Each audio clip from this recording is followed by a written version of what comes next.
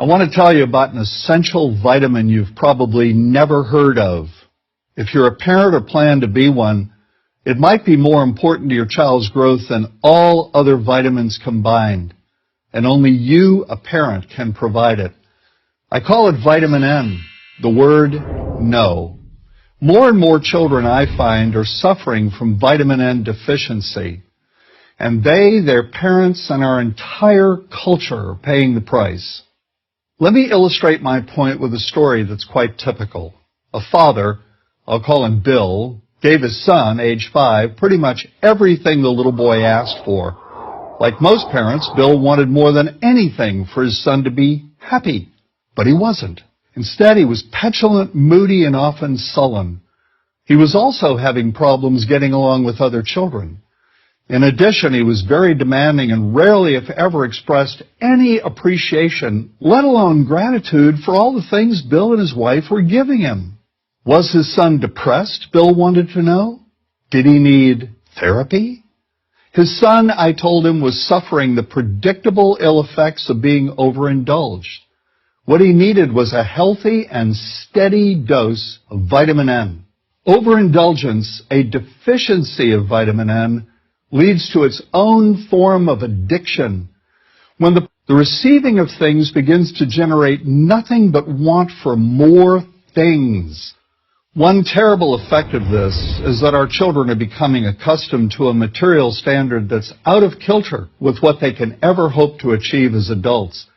Consider also that many, if not most, children attain this level of affluence not by working, sacrificing, or doing their best, but by whining, demanding, and manipulating. So in the process of inflating their material expectations, we also teach children that something can be had for next to nothing.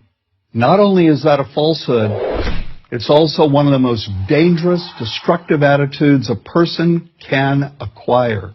This may go a long way toward explaining why the mental health of children in the 1950s, when kids got a lot less, was significantly better than the mental health of today's kids.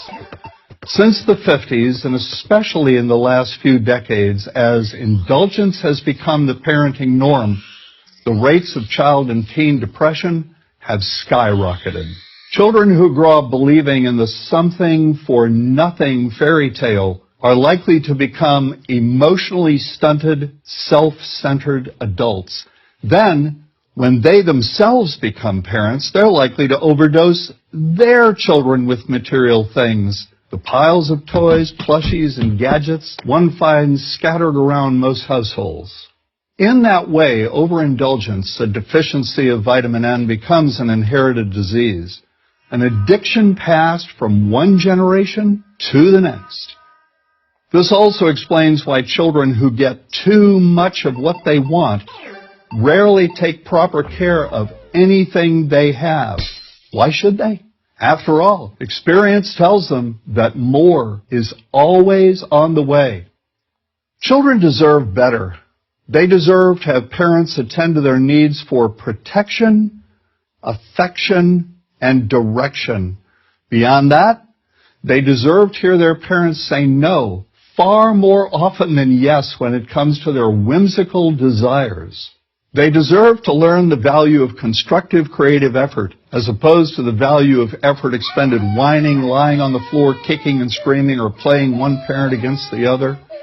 They deserve to learn that work is the only truly fulfilling way of getting anything of value in life, and that the harder they work, the more ultimately fulfilling the outcome.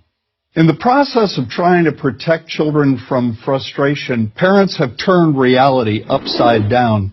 A child raised in this topsy-turvy fashion may not have the skills needed to stand on his or her own 2 feet when the time comes to do so. Here's a simple rule. Turn your children's world right side up by giving them all of what they truly need, but no more than 25% of what they simply want. I call this the principle of benign deprivation. No. Vitamin N. Dispense it frequently. You'll be happier in the long run, and so will your child. I'm John Rosemond, author and family psychologist for Prager University.